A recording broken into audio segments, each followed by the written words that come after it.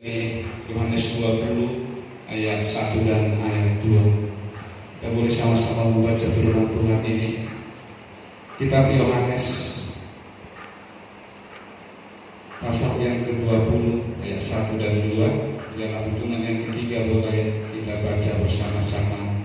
1, 2, 3. Pada hari pertama minggu itu, pagi-pagi benar ketika hari masih gelap, pergilah Maria Magdalena ke kubur itu, dan ia melihat bahwa batu telah diambil dan kubur.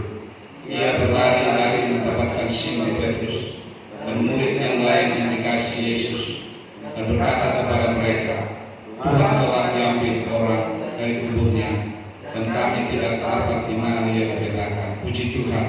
Nah, firman Tuhan ini berbicara tentang yaitu bagaimana Yesus melakukan sebuah keajaiban yang senantiasa sampai dia bangkit dari antara orang mati, bahwa murid-murid Yesus belum memahami tentang apa yang dikatakan oleh Tuhan sebelum dia disalibkan atau diserahkan, atau sebelum dia mengalami sebuah kemenangan, yaitu kebangkitan.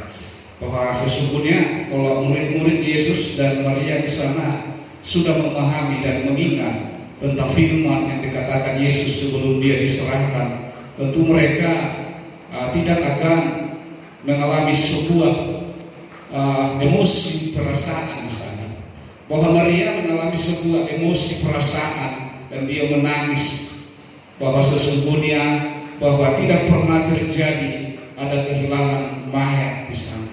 Tetapi itulah bahwa sesungguhnya ada sebuah firman yang disampaikan yang dikatakan kepada para murid-murid Yesus dan Maria dan perempuan-perempuan di sana, supaya mereka dapat memahami tentang sebuah, yaitu kebangkitan itu. Dan tidak perlu sebenarnya kalau mereka sudah memahami tentang apa yang dikatakan oleh Yesus, apa yang diperkatakan dia sewaktu pada saat mereka bersama-sama sebelum dia diserahkan, bahwa Yesus berkata bahwa pada hari yang ketiga aku akan bangkit. Tetapi itulah yang sesungguhnya bahwa terjadi sebuah emosi perasaan di dalam hati Maria, sehingga dia akan melakukan sebuah hal apa yang dilakukan oleh manusia. Dia hanya menangis dan berlari.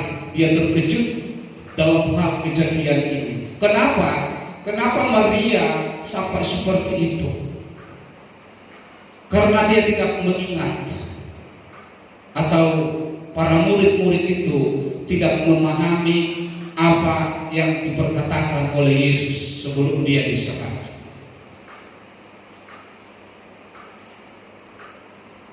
Ketika Yesus sudah bersama-sama dengan murid-muridnya dalam waktu 3 tahun mereka bersama-sama, bahkan pada saat kepada Simon Petrus dia berkata, Simon, siapakah aku ini? Simon berkata bahwa Tuhan itu adalah Mesias. Bahkan yang lain berkata, siapakah aku ini? Kata Tuhan, engkau adalah Tuhan. Maka Yesus berkata, benar bahwa aku ini adalah Tuhan dan Guru. Nah, saudara-saudara, Bapak Tuhan kasihi, pada kesempatan ini sehingga ada sebuah hal yang kita kutip di sana, bahwa kenapa mereka tidak begitu mengindahkan atau melihat sebuah keajaiban itu terjadi. Sebenarnya kalau mereka memahami perkataan-perkataan Tuhan sebelum Yesus itu diserahkan, sebelum Yesus itu disalibkan, sebelum Yesus itu dibangkitkan di sana, bahwa bagi mereka tidak ada sebenarnya kesedihan. Tetapi yang ada bagi mereka adalah sebuah ketakutan besar, sebuah hal di mana mereka akan mengalami sebuah trauma yang tidak bisa mereka hindari mungkin sebagai manusia. Tetapi Allah meyakinkan mereka agar mereka boleh benar-benar mampu memahami setiap perkataan-perkataan Tuhan itu di dalam kehidupan mereka untuk meneruskan yaitu misi dan visi Yesus itu. Tetapi yang terjadi bagi Bapak yang Tuhan kasihi, bahwa yang ada adalah sebuah emosi perasaan saja. Nah, oleh sebab itu mereka tidak memahami dan mereka tidak mendengarkan dengan baik tentang perkataan Tuhan itu. Mereka masih dalam keadaan di mana hati mereka, di mana mata rohani mereka belum berjumpa dengan Tuhan secara pribadi. Jadi mereka anggap selama ini apa yang dilakukan oleh Yesus ketika mereka bersama-sama, yaitu mujizat-mujizat, terjadinya penyembuhan di sana, terjadinya di sana berkat yang melimpah, itu merupakan hanya sebuah perbuatan manusia spesial saja. Mereka tidak pernah memahami apa yang dikatakan, apa yang diperbuat oleh Tuhan itu adalah seperti apa yang diperbuat oleh Allah. Maka disitulah mereka membuka mata rohani mereka ketika mereka memahami sesungguhnya bahwa mereka itu telah lama bersama dengan Tuhan, sudah lama tiap hari mungkin bersama para murid-muridnya bersama dengan mereka. Tetapi sampai Yesus dibangkitkan, mereka tidak pernah memahami apa yang dikatakan oleh Tuhan itu. Nah, begitulah perjalanan kehidupan manusia sampai saat ini. Begitu lama mengikut Tuhan tetapi belum memahami setiap perkataan-perkataan Tuhan itu. Sehingga mereka sering kita melihat terjadi sebuah hal yang sudah lama mengikut Tuhan, tetapi dia selalu mengandalkan diri sendiri, seolah-olah bahwa apa yang dikatakan oleh Tuhan itu tidak benar. Seolah-olah apa yang difirmankan oleh Tuhan itu bagi mereka itu adalah sebuah kemustahilan. Tetapi orang-orang yang percaya, orang-orang yang selalu dekat dengan Tuhan, orang-orang yang memahami itu, mereka akan hidup di dalam sebuah ketenangan. Jadi hari ini kita tidak perlu lagi merasa penuh dengan kebenaran, karena Yesus telah memenangkan pertandingan itu. Yesus sudah menang dan kubur kosong membuktikan bahwa iman kita itu bersumber daripada Tuhan. Maka malam hari ini yang perlu kita pahami adalah bahwa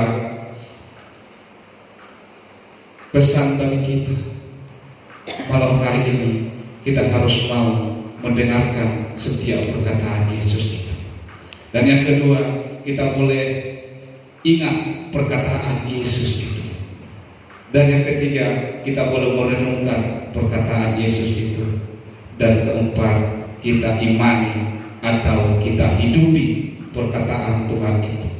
Maka di situ kita mengalami sebuah proses di dalam iman, sehingga iman kita tidaklah iman yang emosi perasaan saja, tetapi iman kita menjadi iman yang bersumber daripada Tuhan.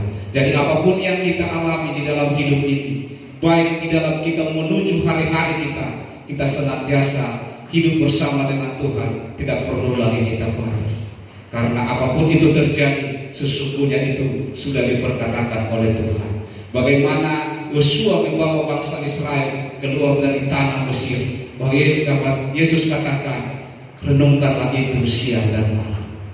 Itulah perkataan Tuhan yang senantiasa bahwa hidup kita, kekristenan kita menjadi kekristenan yang semakin bertumbuh dan menjadi iman yang bersumber daripada Tuhan, sehingga lewat iman itulah kita akan semakin kuat. Kita boleh mampu mengarungi perjalanan kehidupan ini.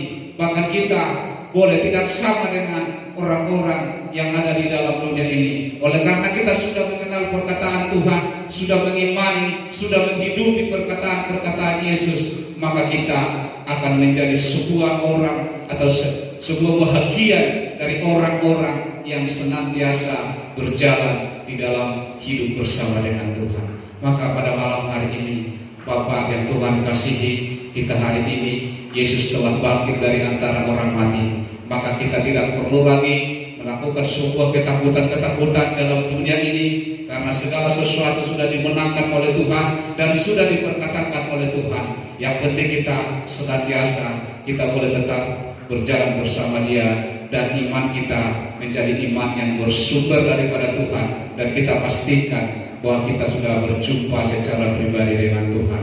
Saya percaya bahwa hari-hari kita ini akan hari-hari yang akan sulit kita jalani, tetapi percayalah, ketika kita boleh bersama-sama dengan Tuhan, maka tiada yang mustahil bagi Tuhan. Dan kita boleh mengatasi setiap masalah kita, mengatasi setiap pergumulan kita, mengatasi setiap persoalan kita, karena Yesus ada bersama-sama dengan kita. Haleluya, haleluya. Kita semua bangkit berdiri.